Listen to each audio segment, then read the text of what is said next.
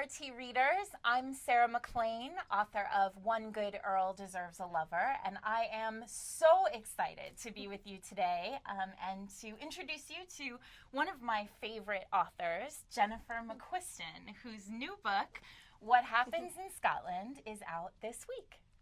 I was very lucky to have a chance to read What Happens in Scotland a while back, and when they sent me the manuscript, I was just blown away by this story. The hero and heroine wake up in the first chapter in a trashed hotel room, married and not knowing who each other are.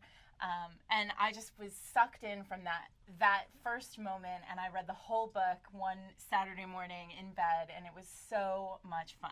So, welcome, Jennifer. Thank you very much. I'm happy to be here. I'm so excited to have you. Tell us a little bit about the book. I mean, I obviously gave away the beginning, but where did it come from?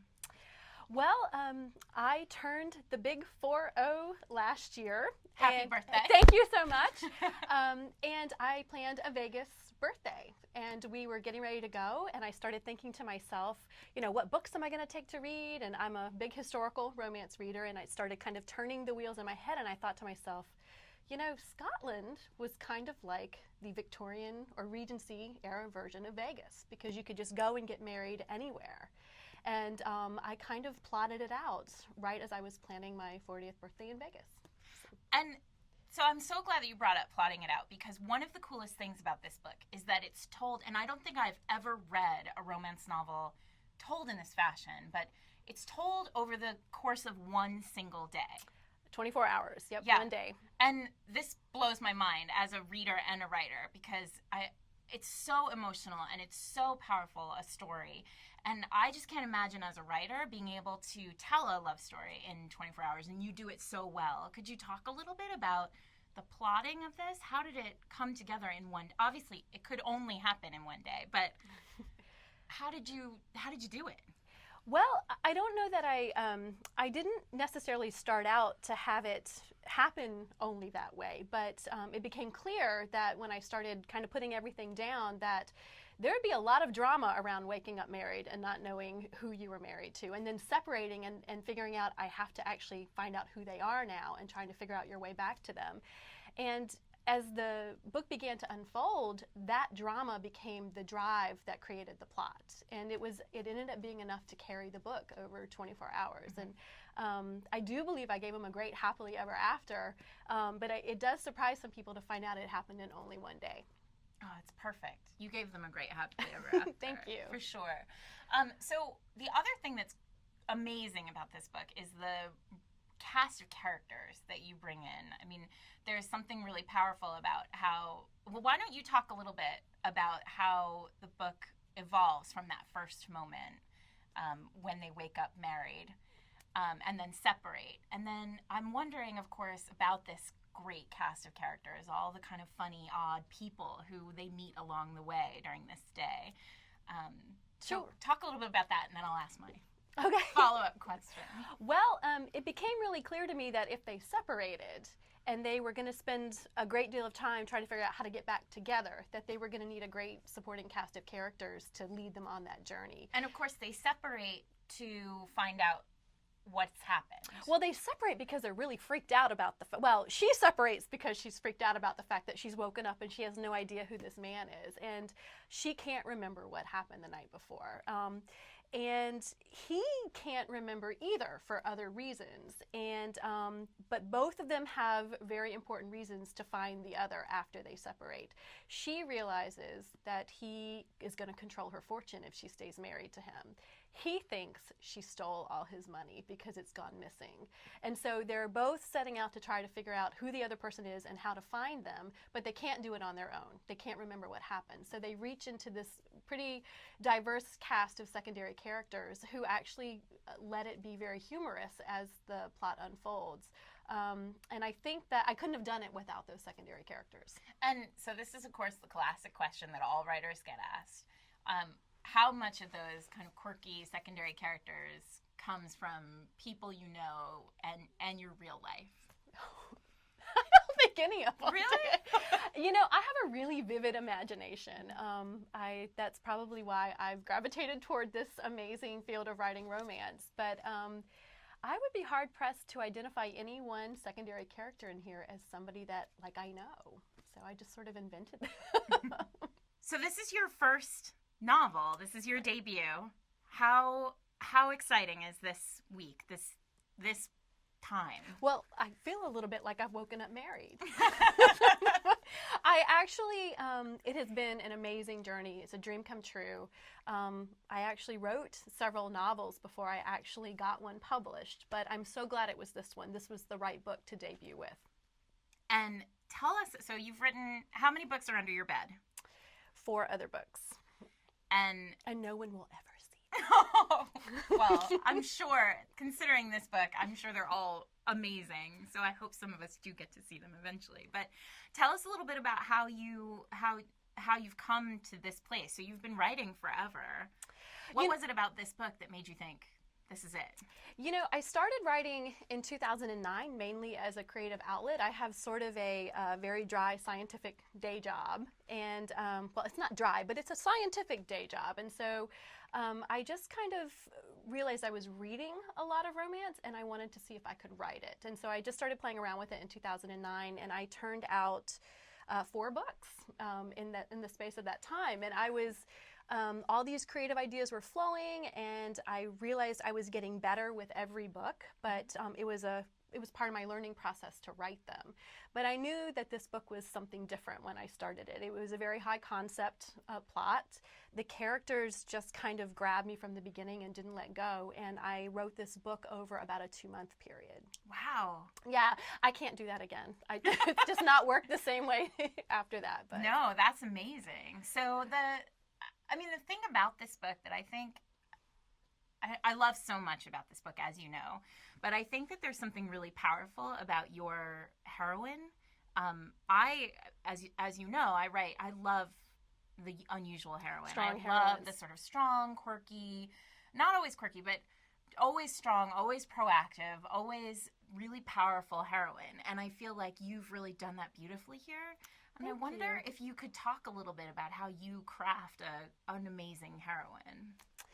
You know, you had asked me earlier if there were any secondary characters that reminded me of people I know, and they weren't. They were completely out of my own head. But I would say that most of my heroines that I write imbue some characteristics of either things that I am or want to be, or people I know. I come from a family of 4 sisters. I have a very strong mother. I have very strong grandmothers. We're all different people. But I would say there are elements of my strong heroines that are, in all these women that I'm surrounded by. And so what appealed to me about Georgette, who's the heroine in this book, was that she starts off with very firm ideas that she does not want to be married again. She had a pretty disastrous first marriage. She's a widow now. And she is bound and determined that she's not going to be stuck in that trap again. And her growth along this journey is realizing that marriage doesn't have to be a trap. That if she makes the choice to do it, it becomes something that makes her be a better person. So when you talk about these strong heroines, do you feel like this is something that drew you to romance particularly? Have you always been a romance reader? Was this sort of a natural? You know, I've never really thought about that, but I would say probably. I've always read romance. Some of the earliest books I remember sneaking under my covers to read were romance, my mom's romance novels. And my grandmother had always read romance novels. And it never occurred to me that it was an odd or unusual thing. And these were, again, very strong women. And I think that when I sat down and figured out what I wanted to write, if I was going to seek this creative outlet, romance was the obvious choice for me. I wanted to write what I like to read. And I do write the heroines that embody the kind of heroine I like to read about, which is why I love yours. Oh, well, it's a mutual admiration society, Jennifer. I mean, I just think this book is fabulous. So. Thank you. So obviously we've talked about the heroine, we've talked about Georgette, but let's talk a little bit about the hero and how amazing he is and his journey. How do you craft it? How do you, Jennifer McQuiston, craft a hero that matches this amazing heroine? Well, you know, again, I probably am reaching into elements of people I know around me. And he doesn't represent any one person. I mean, clearly my husband is heroic, but he is not James Mackenzie, who is the hero of this book. So James has a very long history of friction with his family. He has a bit of a tragic past that he's trying to overcome, but he's trying to make his own way. So even though he comes from a titled family, even though he has wealth and privilege at his fingertips, he's trying very hard to prove that he's his own man. And it's not been an easy struggle for him. He doesn't have a lot of money. So when he wakes up and his money purse is missing, it is a thing that needs to be corrected for him. And that is what brings the hero and the heroine together, really, for the start of this journey. And the book is so sexy and so funny, and it has this kind of real emotional, it packs a real emotional punch. Talk a little bit about that piece, about the kind of sexy emotional piece, because I know for me too, it's a challenge to kind of strike that balance between funny and sexy and emotional and getting it all in there. And you've done it in a day, so... Well, you know, to me, love and life are usually about humor. I love funny situations. I was always the class clown, and this has been a really great way to get that part of me and kind of bring it to life, given that I don't normally get a chance to do that with my day job. But I do think that sexy and funny can go hand in hand. I mean, to me, the most wonderful types of intimacy are when you're laughing with your significant other. And so I think that's just what I had in the back of my head when I went into this. And there were a few spots in here where there may be readers who think, oh, why is she doing that? They're in the middle of a sex scene, but you know, it's pretty funny. So that's just sort of the approach I took with it. And it probably reflects my own personality. For those of you who doubt Jenny's sense of humor, these arrived in my mail not long ago, a few weeks ago. They are haggis and cracked black pepper flavor chips from Scotland. From Scotland. And I will say I have not been brave enough to crack these. Well, I should rather phrase it as they are too special to me. Wow. Oh, no. I think I'd like to see what you think of them. Oh, actually, they don't smell. They don't smell so bad. No, they're pretty good. That's a big. All right. Actually, they're not horrible.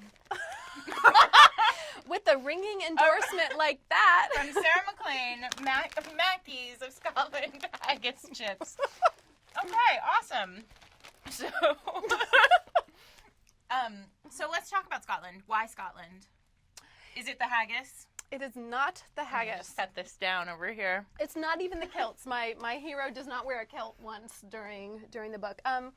You know, I spent some time in Britain, and I actually went up through Scotland on a little holiday that I took, and my ancestors are from Scotland, and so I spent a lot of time kind of picking about lochs and little towns and things, and I think that's one of the reasons the story was so easy to write for me, because I could see it in my head. I could see what I was writing about in my head.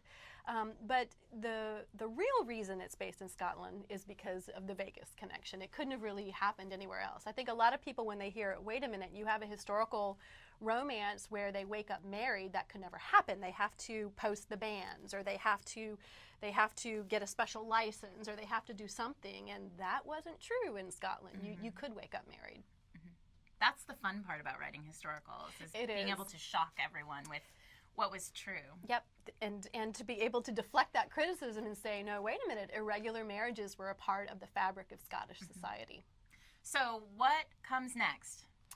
Well, what comes next? I have moved the setting of book number 2 from Scotland, which is a lovely place, but I have a fondness for the beach. So book number 2 is going to take place in Brighton, which was a British seaside resort that was famous for its medicinal cures and its seawater baths and its beautiful white chalk cliffs, which I thought would just be a beautiful backdrop for a summer romance.